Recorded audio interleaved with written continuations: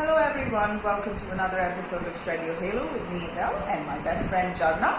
So we're here today. Jharna is visiting me after a week of previous visitation. We've been spending the weekends together, and today we are coming to you with another amazing topic. Amazing because it's necessary, and it's going to revolutionize how we think and feel about who we are as people. And Jharna came up with this topic, so off to you, Jharna. I came up with this topic because I feel like every video that we've done up until now, we've talked about boundaries, and we've talked about how it's important to have healthy boundaries and, healthy boundaries. We've been talking about every single video, but we haven't really explored how to go about developing healthy boundaries. Yes. And some of us may not understand what it means to have a healthy boundary. So I thought we could explore that a little, and maybe you could also let us know if that's something that we can, expand on. So, so unhealthy boundaries is what we're mostly exposed to, right? And we don't realize that it's unhealthy because it's just something that everybody does. Yes. And because there's a common consensus on it, we think it's okay. But somehow we end up feeling neglected, or we end up feeling shitty or resentment inside. So how has that been for you? Oh, so much fun. I would strongly recommend it for everybody. You just feel like this, I can only see in energy levels for myself. All my life I felt like an emotional energy Wolverine. I would let people walk all over me because for whatever reason, I need for you to like me, because if you don't like me and because I don't like me, where do I go if you don't like me? So I was this huge codependent, and I would go after really damaged people and make them my project, and damaged people will damage you, and I would get hurt, which could feed into my feelings of being a victim, and it would justify my martyrdom. And I would heal myself because I was an emotional Wolverine, and I would have all these amazing sayings that you heal stronger in places that you were broken, and that Japanese art of, all the places that you were broken, if you put gold in it, and that's who you are, and nobody knows your value, and that's why they left you, and you got hurt. The truth of the matter is, I was not a protected environment. I did not have a compound or a fence around me. And who can I blame for trampling down my path? There was nothing. And I thought my value came from the traffic of people that trampled through me. Not so much anymore. And I wish I could say that I came to the realization because of deep wisdom. No, it's just that my heart couldn't take anymore. My back against the wall, I'd been hurt one time too many. It was like the final straw that broke the camel's back. And out of sheer necessity, it was either develop boundaries or die, was when I started, for survival, developing boundaries. I wouldn't recommend this method of developing boundaries, of course. Knowing yourself, knowing ourselves from a place of safety is the first step in developing boundaries. If my happiness is so conditional, and there's so many conditions that need to be satisfied in order to make me happy. And when those conditions are not satisfied, boundary is where you don't pretend to be happy.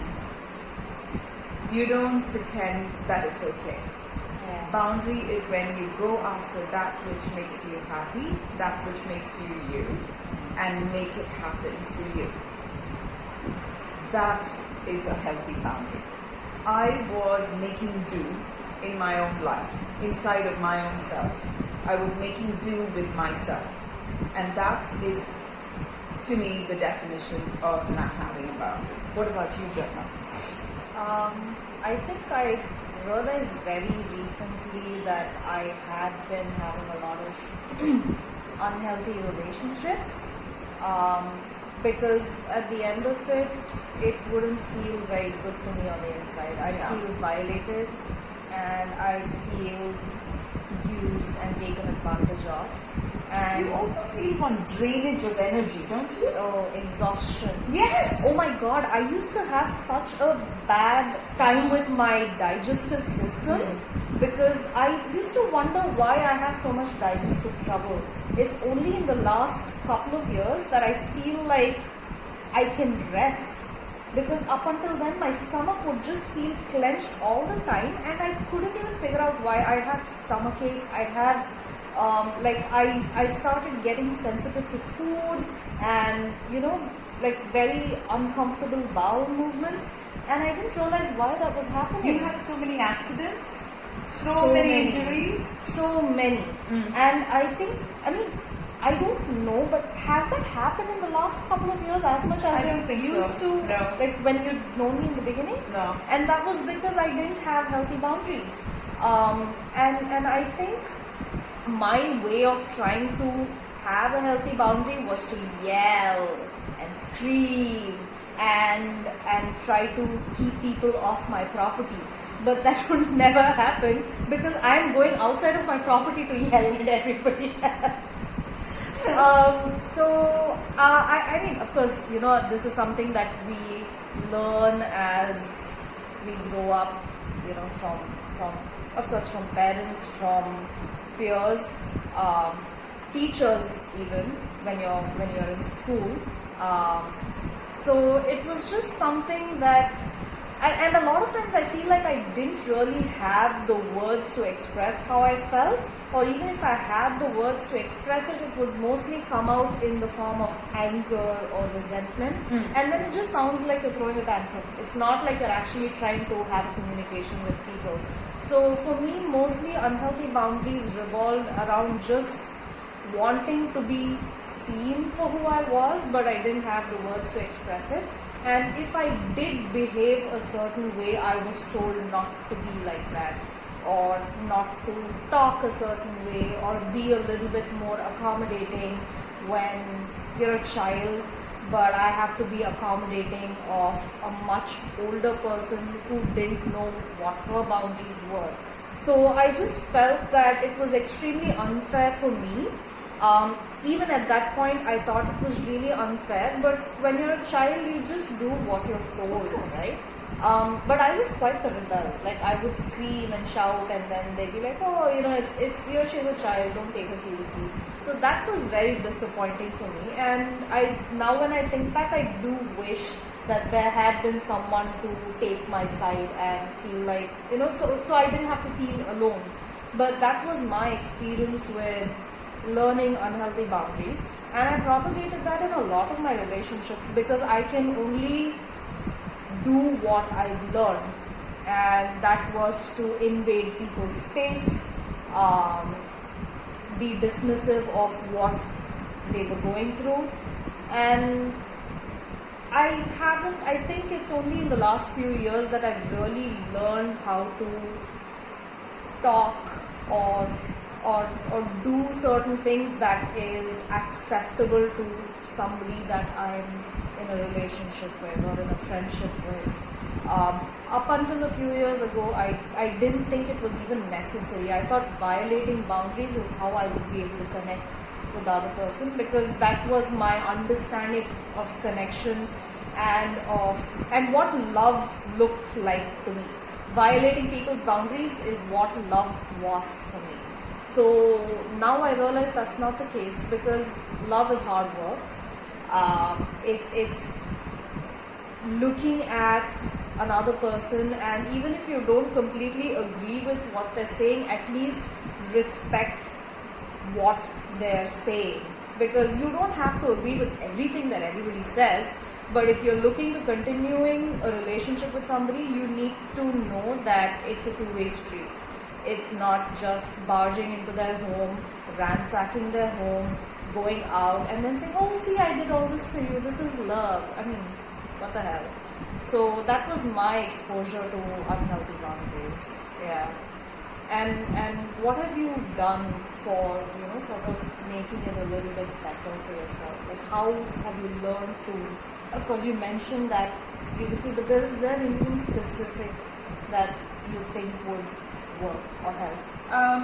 Just realizing that I can have a boundary was so liberating. I didn't know that was even a choice or a possibility. So initially I don't know if the viewers have seen this particular episode of Friends where where Monica calls her ex-boyfriend, the eye doctor guy, Tom Selleck, and she says, oh, it's nothing, I'm breezy. And she hangs up, and Joey says, you're supposed to be breezy, you're not supposed to go and say you're breezy.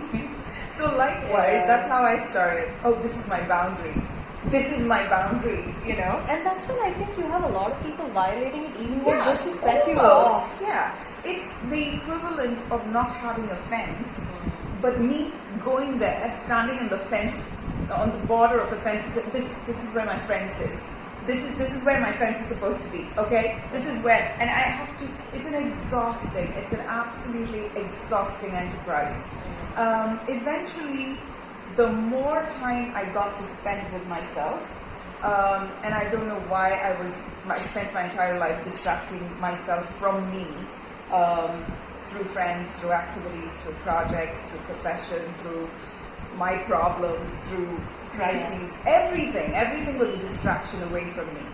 But once I stopped running away from me, got and sat and be still and possessed every part of myself and came into me and became mindful of who I am, the need to tell people about my boundaries just vanished.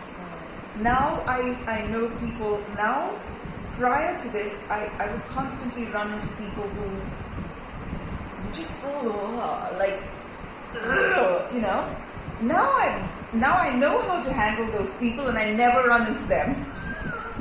Before I didn't know how to handle them. So once it's like the Matrix.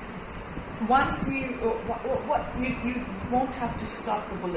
So he says, so are you saying I can dodge bullets? And he says, when the time comes, you won't have to. I'm like, oh my God, watch that movie. This is a segue, but watch the movie. Jharna, you're the only person I know who watched that movie for the first time last year. Not last year. 2 years ago. 2 years ago. And ever since then, I've watched it once a month. So I am the authority on the movie. All humans everywhere have been watching that movie since the 1999. 99, yes. 1999, is that when Titanic came out? I have no idea. Titanic and Matrix came out No, at the same time? Did Titanic come out in 96? Did it? I think so. Okay, this is so not right for this video. We are not being professional enough.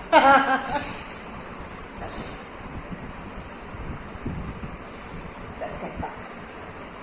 So how did you go about developing your healthy boundaries, Jharna? I'm still figuring it out. I think I've developed healthy boundaries in some areas, and in a lot of areas I'm still working on it because I'm still running into people that irk me. Yeah. And I mean, clearly it's not about them. Yes. But I have also learned that I don't have to take responsibility for other people's shitty behavior. Who taught you that lesson, Jharna? Oh, thank you. Thank you very much. Like you didn't know you were going to get I just want validation. So, yes, I still run into people that I get annoyed with, and I work on that aspect. Of course, internal work, that goes without saying. Spend a lot of time with yourself. So this is sorry to interrupt. When does the internal work end? Never. I thought there was going to be a deadline, and I suffered as a result of, because the deadline was not arriving, and I finally understood there's no deadline. Oh my god, I have another Matrix reference. The red pill and the blue pill. Yeah. You take the red pill and then you see how deep the rabbit hole goes. And it's endless. Yeah. So what we can learn about us is endless and lifelong. Yeah. And how much time are we supposed to spend with ourselves? Infinity. Yeah. So one lifetime is not going to be enough. So therefore, thinking that, oh, I've done the work, I've gone for therapy for 8 months and sorted. No, And don't believe it when somebody says you are perfect, because you will be a work in progress. Because I remember this one particular incident that had happened with me. Not exactly an incident, it was more like this feeling of joy. And this was a couple of years ago when I had just begun internal work. I remember feeling so happy, and I was like, oh my god, I am healed and I am done. And that's when the dominoes started to fall. I was like, oh shit, this is not ending. And also, please remember, I mean, this is not to discourage anybody. Sometimes you will hit rock bottom, not once. You will think that the rock bottom is there, and then it will open up, and then there will be another rock bottom, and then it will open up, and there will be another rock bottom. And then you think that this is not a rock bottom, and you find it's marsh and a swamp. And then you sink, and then there's a quicksand, and then you hit the rock bottom, and then it opens again, and then the trap door will open, and then you'll sink some more. So it's been very encouraging on our part for you to do internal work. I know it doesn't sound encouraging, but all of these rock bottoms and the marshes and the quicksands that you go through is definitely worth it if you're really spending time getting to know yourself. Because the deeper you know yourself, the more your subconscious allows you to see even more deeply what it hasn't been showing you for whatever duration. It needs to be able to trust you enough to give you the information that you need to know, and it will come to you at the right time. So even if it seems like it's really hard, it's not such a bad thing, because it's such a wonderful pursuit, right? Trying to get to know yourself. And there are times, well, for me at least, I still distract myself by watching television and doing things that keep me away from actually dealing with what I'm going through. It is natural. It will happen. And you will learn to find your own balance in between, reaching out for, to understand yourself better, and also the need to take a little bit of breather. And also, it's important to know that when you're doing healing work and internal work, I used to be of the belief that if this is what I'm going to do, I am going to never be happy again, and this is my life. But it's important to know that you can still find joy when in other things, or in smaller ways, when you are doing certain intense work with yourself. Because it's always like an up and down. You'll have highs, you'll have lows, but you just try to sort of bring both of it together. And I think it's important to know that healing and internal work doesn't mean that your life is just going to end and you're going to be sad and upset forever.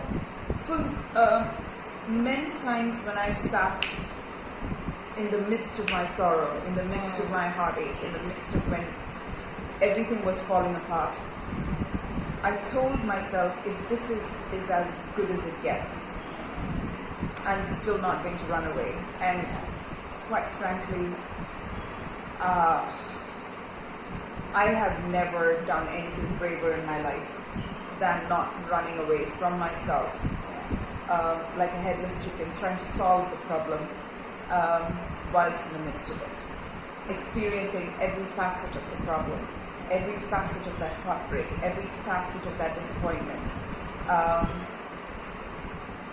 I don't know. I guess this is why my boundaries are frightening now. I don't have boundary violations because I'm so possessed of myself. I'm so rooted in myself and so within myself. The owner lives in the house and the alarm systems are in place. The boundaries are done so perfectly that nobody bothers to violate it because it's an exercise in futility. Because I never vacate the premise. I am at home all the time. All the time. I never distract me from me. And this is something that I've learned so recently. This is the one place I'm going to live in. With all its foibles, with all its emotions, with all its machinations, with all its manipulations, with all its little tricks and everything. This is what I've gotten. This is my responsibility. I'm not going to run away. I'm not going to pretend that this is not me. Because that is, you do not get boundaries unless you are frighteningly authentic. And in order to get frighteningly authentic, you have to go through lots of frightening processes. Yeah. And like we talked about the endless trapdoors. So Yes. Frightening experiences make you a very worthy adversary to a lot of people. And when you are so well armed, nobody comes to fight you. That's the irony of the whole thing. no, right? When Once you're you've so- learned the lesson, Yeah. So you just when you mastered the second standard, right? Like you're so good at all the things, you're no longer there in the second standard. You've gone to the third because you don't need to be there. Exactly like that.